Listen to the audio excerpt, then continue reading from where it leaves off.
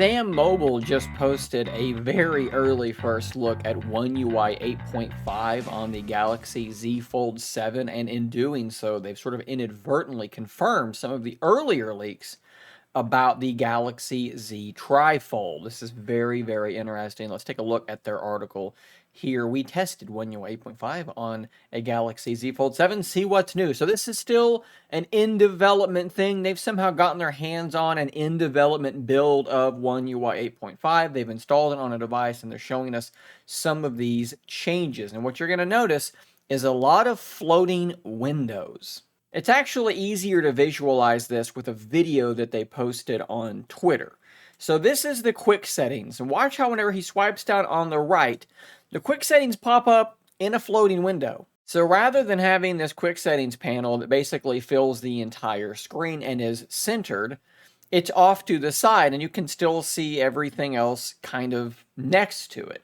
Now, apparently, if you swipe down in the middle or on the left side, it will center itself or be on the left side. But regardless, it's in this sort of floating window. Now, my initial reaction to this is that I'm not really a huge fan of this particular look. Now, they do show here in just a moment that you're going to be able to do all the editing stuff like we've seen in the other leaks, where they're changing the orientation of different sliders. You can move things around. You can do all sorts of really granular modification to that quick settings panel. But again, it's in a floating window. And then they show a similar behavior inside the phone application. They're going to click on something in here in the list of recent phone calls. And when they do so, the dialer appears in a floating window also. Now, I mentioned these TriFold leaks, how it sort of confirms these TriFold leaks. Let's go back to this post from Tech Highest back on September the 26th. My wife's birthday, actually, was that particular day. And if we look through these, you're going to start to see some stuff that looks familiar. All right, so let me find one of these quickly. So here's an animation of that dialer, and whenever they click on the little phone icon over here, it pops up in a floating window, just like we saw in that One UI 8.5 build. Now, one difference here is there's a handle up here at the top, which says to me you can probably move that around. Maybe you can tap it and full screen it. I'm not exactly sure. Maybe that's a thing in this 8.5 build as well. But I will say that in their screenshots, I don't see a handle on that anywhere. So maybe that's a difference. Maybe it's just a different screen. Hard to say. But regardless, I think what we're seeing here is Samsung really starting to sort of modify their software to be different on larger screens. Obviously, if you're using the cover display of the Z Fold 7, you're just going to have a regular quick settings. You're not going to have the little floating window pop-up thing. So they're really beginning to sort of differentiate large screen from cover display or smaller screen, however you want to phrase it. But something I want you to keep in mind, though, is that this series of leaks wasn't just this.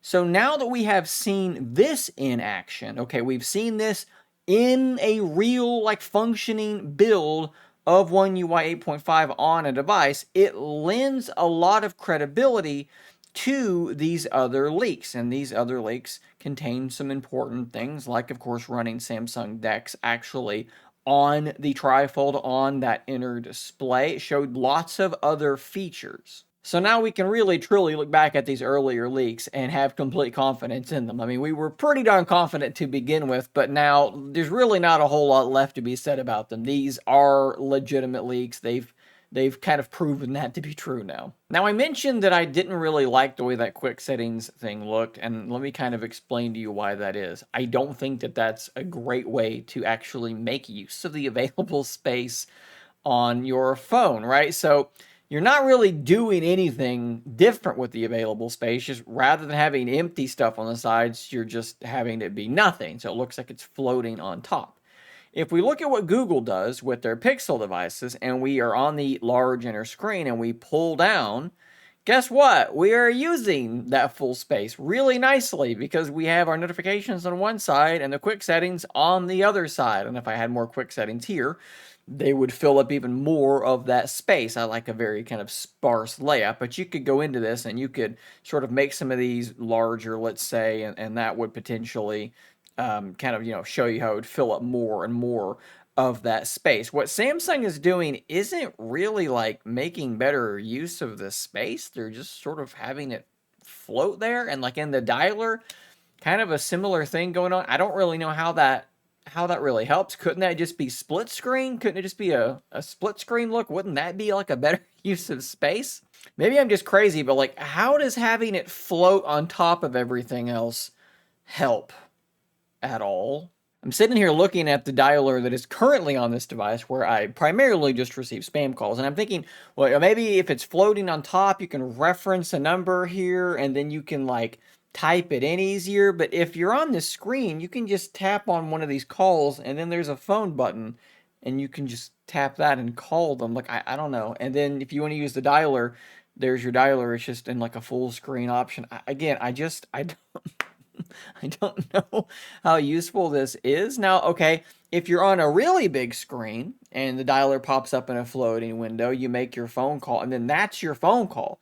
And then you can maybe go to another app and your phone call is just kind of hanging out there on top of everything. That kind of does make a bit more sense. But on a screen this size, maybe I'm missing something, but it just doesn't make nearly as much sense to me. But nonetheless, very, very interesting, and all of this stuff could change, could be modified. Maybe it's something. I hope that the quick settings thing, I hope I can just turn that off and use the normal notification shade and quick settings. Or what would be really, really cool is, if Samsung would just do something similar to what Google does and have a dual panel pull down there. But, probably hoping for something that's not going to happen from the way things look now. But again, things could change between now and the time that this is actually released. If you want to check this stuff out yourself, I'll put a link to their article in the description down below. Definitely do go click on that and give them a view. Look at some ads while you're there. Turn off that ad blocker. It helps support a website doing some pretty cool reporting. Guys, thanks for watching. Let me know what you think about this in the comments